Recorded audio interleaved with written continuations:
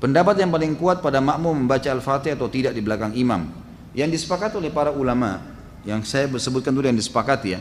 Yang disepakati adalah kalau sholatnya sir, tidak ngerasin suara, seperti misalnya duhur, asar, kemudian rakaat ketiga maghrib dan 2 rakaat terakhir isya, gitu kan? Ini namanya sholat sir, kecilin suara. Maka wajib makmum membaca Al-Fatihah. Wajib makmum membaca Al-Fatihah, gitu kan?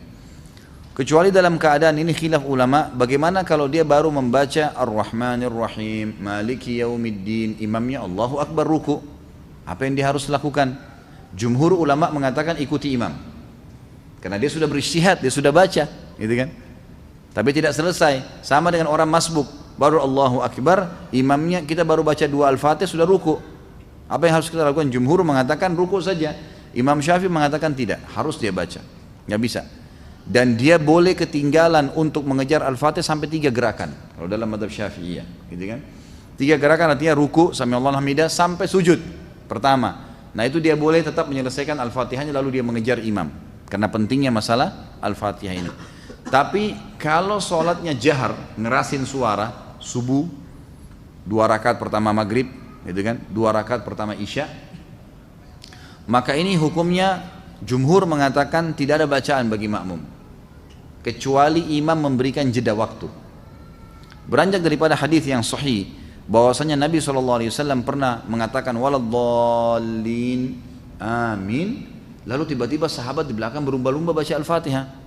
Jadi ada suara bergemuruh gitu, sehingga bacaan Nabi SAW, Nabi sendiri terganggu SAW, dan makmum juga tidak konsentrasi dengar bacaan ayatnya beliau.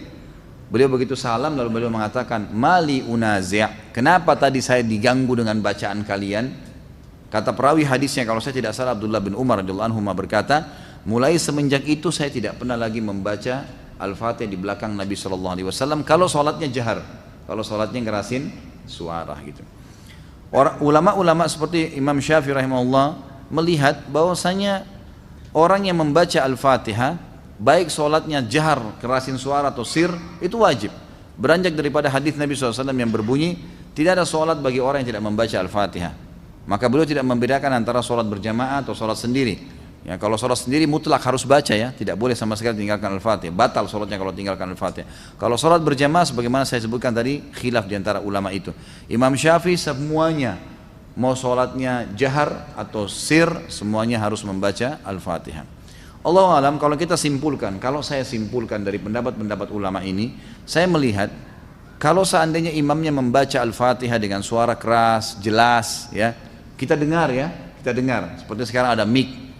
Lain kalau mati lampu gelap, tidak kedengaran suara atau kita terlalu jauh dari imam, itu lain. Walaupun sholat jahar tetap wajib baca Al-Fatihah tuh, karena kita tidak dengar. Karena memang Allah berfirman, umumnya ulama berpegang pada ayat ini, a'udzubillahi minasyaitonirrajim, fa idza quri'al qur'anu fastami'u lahu wa ansitu. Kalau Al-Qur'an dibacakan, dengarkan baik-baik dan ya telitilah, jelihlah. Berarti kasusnya adalah kalau dengar.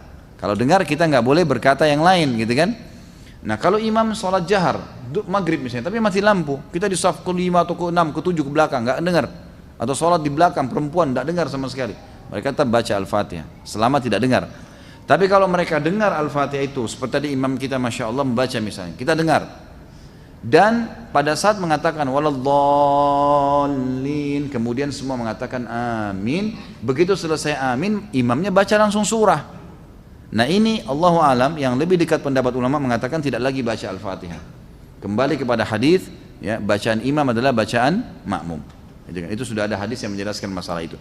Tapi kalau imamnya jeli dan dia lebih faham masalah fikih menjadi imam, adalah setelah waladdallin amin, imamnya diam jeda 7 ayat Al-Fatihah. Maka pada saat itu makmum silakan baca, gitu kan? Dia membacanya. Jadi ini tinggal tergantung bagaimana kondisi imam memberikan dia kesempatan. Allahu a'lam.